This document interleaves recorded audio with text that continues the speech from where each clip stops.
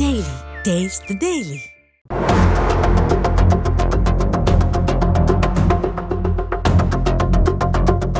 கேரள மாநிலம் திருவனந்தபுரம் அருகே வெஞ்சாரமூடு காவல் நிலையம் அமைந்திருக்கிறது.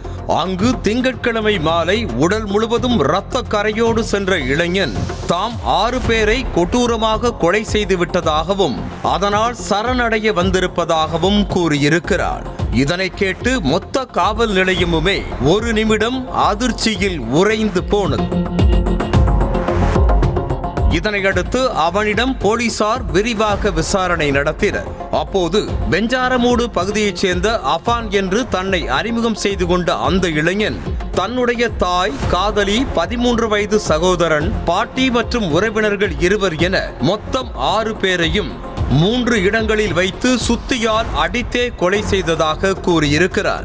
இதை கேட்டதும் நடுங்கி போன போலீசார் சம்பவ இடத்திற்கு சென்று பார்த்தபோது அஃபான் கூறியதைப் போலவே 5 பேர் இரத்த வெள்ளத்தில் இறந்து கிடந்த நிலையில் அஃபானின் தாய் மட்டும் உயிருக்கு போராடி கொண்டிருந்தார். உடனடியாக அவரை மீட்டு சிகிச்சைக்காக மருத்துவமனையில் அனுமதித்த போலீசார் மற்றவர்களின் உடல்களை மீட்டு பிரேத பரிசோதனைக்காக அனுப்பி வைத்தனர். இதனையடுத்து நெருங்கிய சொந்தங்களையே கொடூரமாக கொலை செய்யும் அளவுக்கு என்ன நடந்தது என அஃபானிடம் விசாரணை நடத்திய போதுதான் போலீசுக்கு மேலும் அதிர்ச்சி காத்திருந்தது.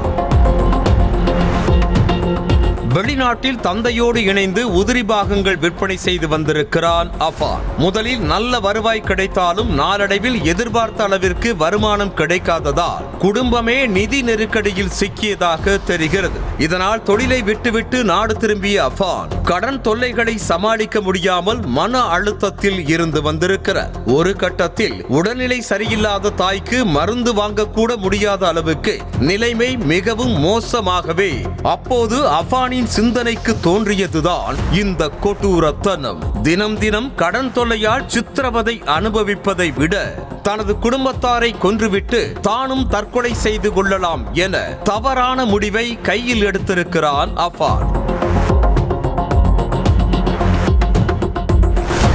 அதன்படி திங்கட்கிழமை காலை முதலில் பாங்கோடில் உள்ள பாட்டியின் வீட்டிற்கு சென்ற அஃபான் தனது 88 வயது பாட்டியை சுத்தியால் அடித்து கொலை செய்திருக்கிறார். தொடர்ந்து தனது தந்தையின் சகோதரர் வீட்டிற்கு சென்று அவரையும் அவரது மனைவியையும் தீர்த்து கட்டியிருக்கிறார். இப்படி 2 இடங்களிலும் யார் கண்ணிலும் சிக்காமல் கொலை செய்த அஃபான் இரத்த கரை படிந்த சட்டையோடு வீட்டிற்கு வந்ததை பார்த்து வீட்டில் இருந்தவர்கள் பதறி போயினர். என்ன நடந்தது என அவர்கள் விசாரித்துக் கொண்டிருந்த போதே சிறிதும் இரக்கமின்றி அனைவரையும் துடிக்க துடிக்க சுத்தியால் தாக்கி இருக்கிறார்.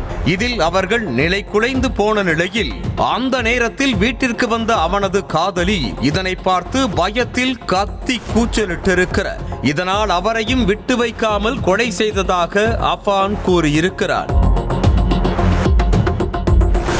அஃபான் கூறியதையெல்லாம் கேட்டு அதிர்ச்சியில் உறைந்து போயிருந்த போலீசாருக்கு அப்போதுதான் உண்மையான அதிர்ச்சியே காத்திருந்தது.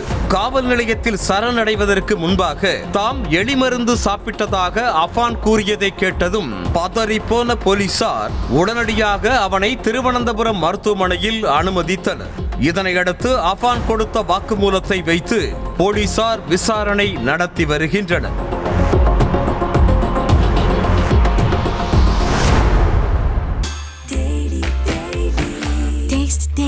Taste the Daily.